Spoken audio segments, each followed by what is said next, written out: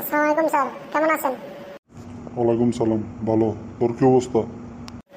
ভালো স্যার, কিন্তু একটা সমস্যা স্যার। কি হয়েছে তোর?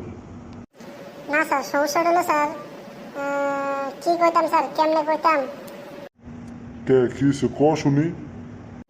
স্যার? সত্যি কথা বলতে পরীক্ষা তো দিয়ে এলাম, তো আমি চিন্তা করতেছি আপনার বাসায় দুইটা খাসি, দুইটা মুরগি, দুইটা হাঁস, সব কিছু দুইটা দুইটা করে পাঠাই দেন, কি কোন স্যার? হ্যাঁ, দিলে তো ভালোই হয়। তো কি লিগে দিতে চাইতেছো?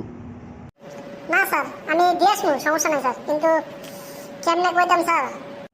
আরে ওকা বল। স্যার কইছিলাম আমার তো পরীক্ষা বেশি ভালো হয় নাই, তো আমার একটু পাস করে দিতেন এই জন্য। ও, এই ঘটনা।